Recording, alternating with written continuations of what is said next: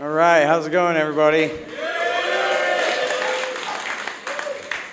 Because I told you that Donald Trump was not a Russian agent. He's an Israeli agent. So obvious from his first term, come on. But yeah, I used to have this funny conspiracy theory. I mean, I knew it wasn't true, but it kind of fits. That maybe the whole reason that the CIA and the FBI framed him for Russiagate in the first place was because they secretly knew that he'd been bribed by Sheldon Adelson with $300 million to bomb Iran. But you can't say that because that's anti-Semitic. So instead, they framed him with the Russiagate hoax for being in league with the Kremlin in order to try to weaken him that way, which of course didn't work because we all just ended up hating them for the lies and liking him more. And so now we're in this mess. All that remains after all the planes and all the bombs that have been given to the Israelis is to find out whether Trump is going to go ahead and send the B-52s or the B-2s in, and then after that, just to what degree the entire Middle East will go up in a flame. And I have to wonder, after all this time, what is it with the born-again Christians who still believe that it's their religion that they have to support Israel no matter their sins? Don't you guys remember 25 years ago when your minister promised you that if only you would support the war in Iraq, you'd get raptured up to heaven in your bodies and all this magic would happen? Get it? Middle East, millennium? It's like the Bible. Except that none of that happened, right? Or it did, and you got left behind here with the rest of us. So, oh shit, I hope I don't lose my place. Bars. I should have had this ready. I'm sorry, give me a sec. That was certain to happen at some point. God. Oh yeah. Oh yeah, see I changed it, that's why I forgot. All right. Killing people? Are you sure that that's what Jesus would want? Doesn't sound right to me. And by the way, if the end of the world had happened, I think we would have noticed. We still might have a chance to. Anyway, here I am right at the start of the war trying to do comedy. I do write all Dave Smith's jokes. They're pretty funny, right? I try. I kid. But no, I always wanted to be a comedian. This is the problem is I'm so busy. I just don't have time in my life. I got to run 2 important libertarian anti-war institutions. I got to write all these books and host all these shows. I got to talk shit about Israel on Twitter all day. How in the world can I ever find the time to develop my comedy act, I just never really have the time. For a long time, I would kind of fantasize or daydream about, I really wish I had a little brother or maybe a clone. And I would call him Tommy. And I would just bully him all the time and make him do half of my work for me. Tommy, go to the post office. Tommy, email this guy for me. Tommy, arrange this interview. And then I thought about it and I figured it out. I actually already do have a Tommy who does half my work for me. It's Dave Smith. Only somehow I got stuck with all the grunt work. I got to read and write all these books. I got to do 6,000 interviews and all this. Meanwhile, he has this gigantic, national comedy tour. He goes on all the biggest shows, debates all the worst Zionists, and of course has this huge, successful show of his own with all the material success that he could ever want. Well, who the hell is Who's Tommy here? And how did I get myself into this situation in the first place?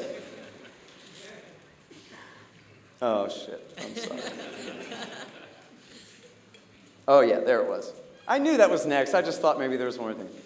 No, but seriously, I saw Dave Smith's act at the Comedy Mothership in Austin, and it was really funny. And I'm sitting there listening, and I go, hey, wait a minute.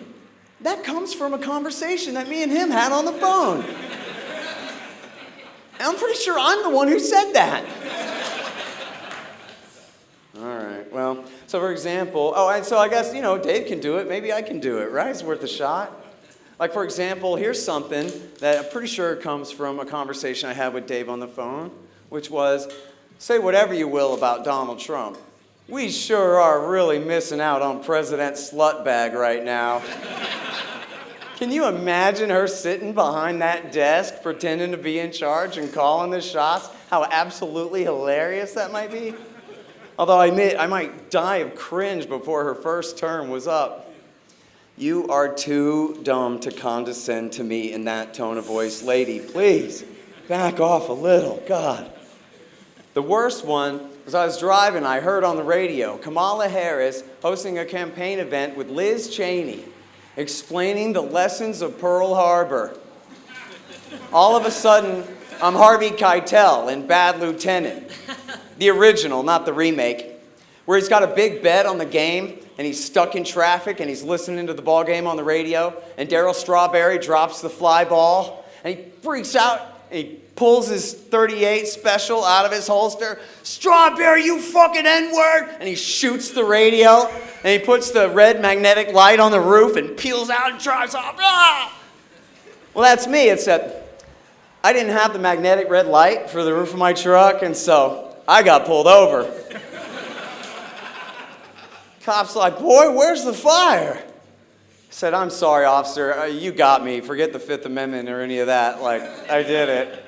But you have to understand, I was listening to the radio, and Kamala Harris was trying to explain, well, something, and I just couldn't stand it, and I had a bit of a freak out. And the cop was like, no, it's okay, son, it's all right. Are you okay? Take a deep breath. You don't need an ambulance. Take a deep breath. Now drive safe out there. Have a good day. He let me go. Because he knew how I felt listening to Kamala Harris explain the lessons of World War II. You see, if we hadn't got in that war, then we couldn't have won that war. And so that's why history is so important.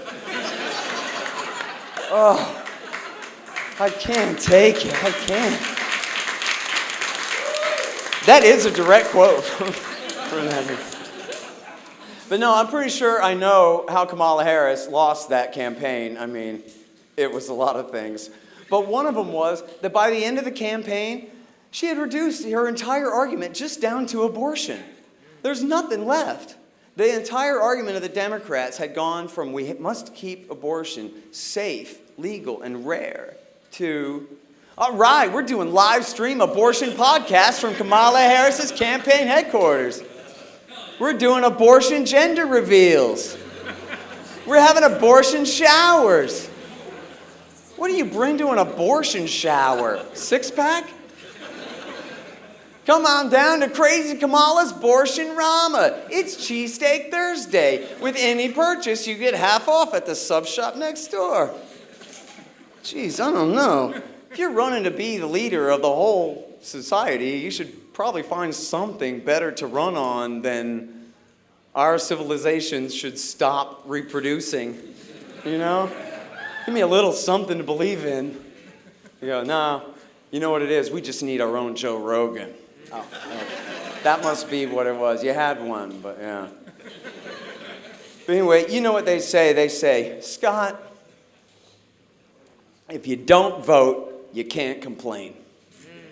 And I say, you know what? That makes sense. That's fair enough. But then again, if you voted for the guy that lost, then you had your say. The other guys won, so you had no right to complain.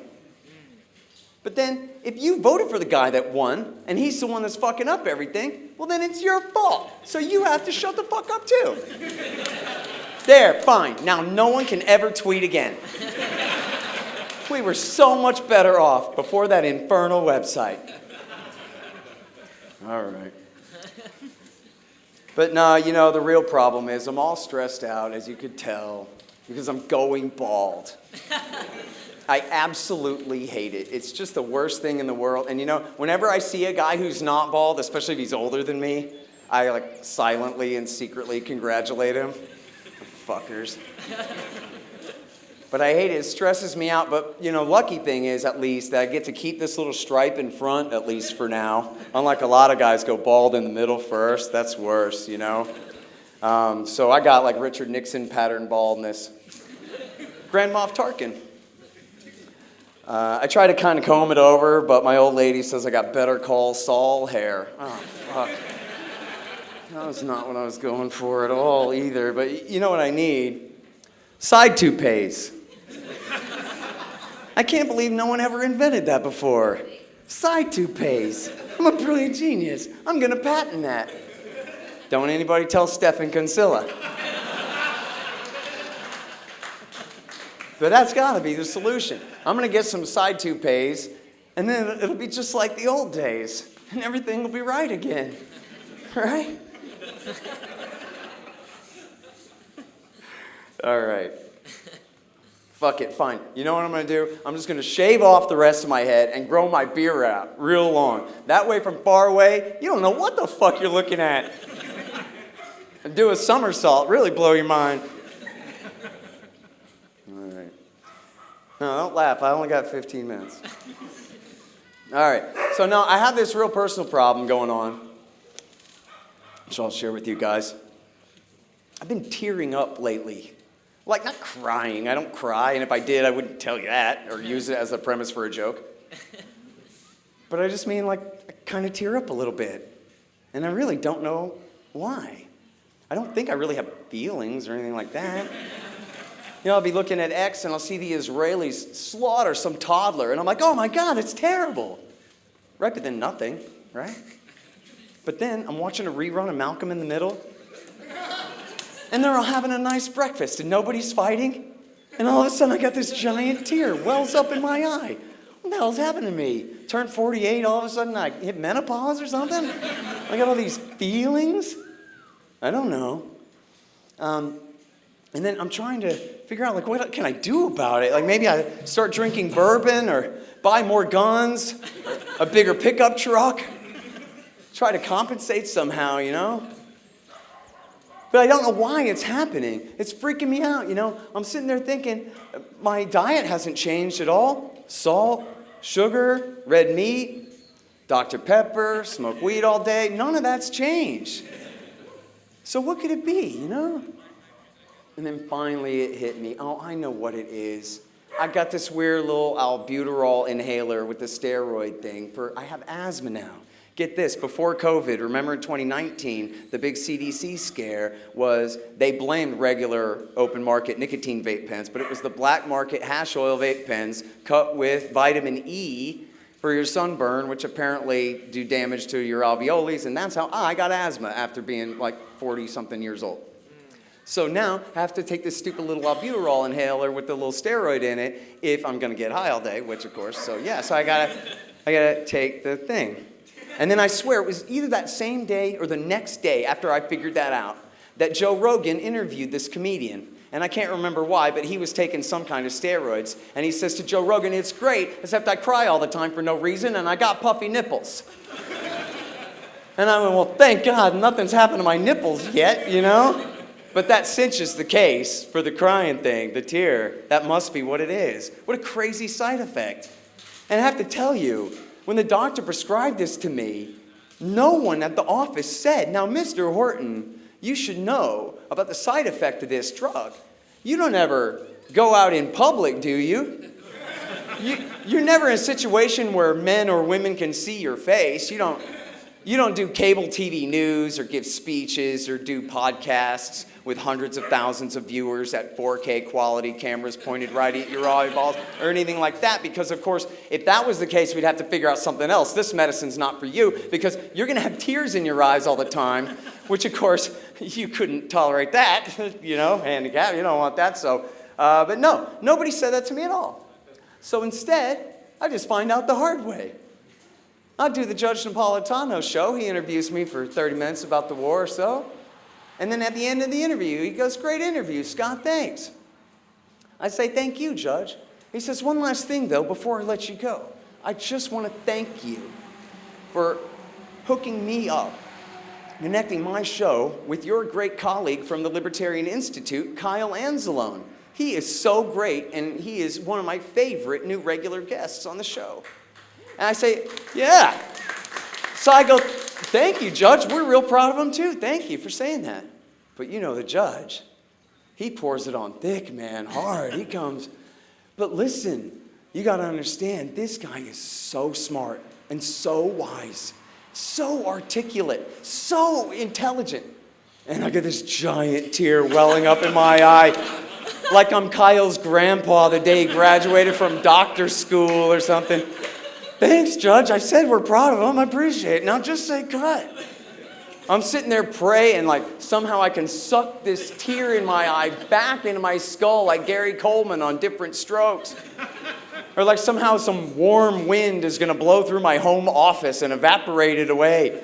Instead of just standing like this for the rest of the show. And the comments section is like, man, this interview was really great. It said, what happened the last 45 seconds? The guy didn't blink.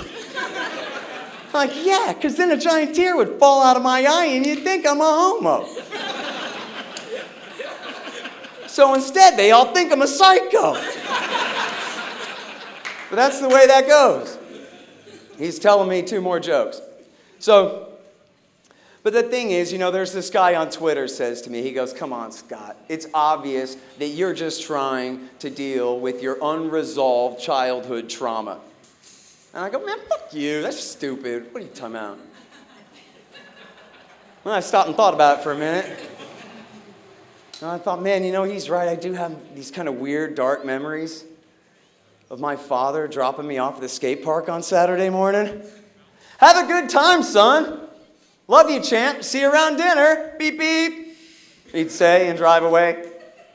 And then I would go in there and get wrecked, man. I remember one time I hung up on that fakey frontside air thing, and I hung my back truck and just went straight to my chest in the flat bottom, knocked all the wind out of me. I thought I was dead. I remember that owner of the park come scoop me up like a little baby and carry me off of the ramp. Oh, and I gotta tell you, I've been skateboarding for a long time, and I have paid my dues to the concrete. I have slammed a lot of times, and truthfully, to tell you the truth, I really think that I probably do have a little bit of that PTSD, and I'm not comparing myself to the guys who went to war or anything like that, but then again, like, do you ever go to the restaurants and they have the TVs playing in the background and they show the kids ollieing down the stairs and stuff, and you kind of cringe a little? Well, when I see those, I die inside. I cringe so hard, I feel it in my balls. Oh, it hurts me. And immediately, real memories of real close encounters with pavement come flooding back into my being. And and I'll tell you the truth. It's so bad. This is true. And when I watch South Park, the crudest animation in the history of the world, and Eric Cartman falls down on the street, I cringe. Oh, God. I got the PTSD, right? Only now that I'm an adult, and I think about it hard, and I'm in therapy, I realize my father must have absolutely hated me. All that support for my favorite after-school activity, he was just beating me vicariously. Hey, learn any new tricks at the skate park today, son? Yeah, Dad, I learned frontside rock and rolls and slammed on my elbow. Thanks a lot. I guess we're even for that thing. Buying me new wheels for Christmas. I see what's going on here. Build me a mini ramp in the backyard. What a terrible father. God.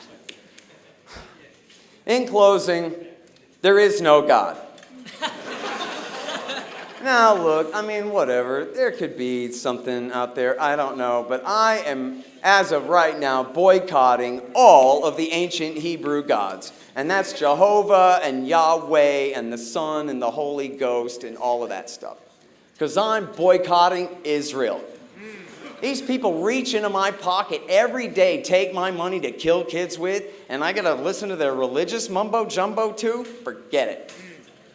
I never could figure out why in the world this one tribe's God would happen to be the right one, or why anyone would think that. I was like Zeus on Mount Olympus with the lightning bolts and all the dramas and intrigues and stories.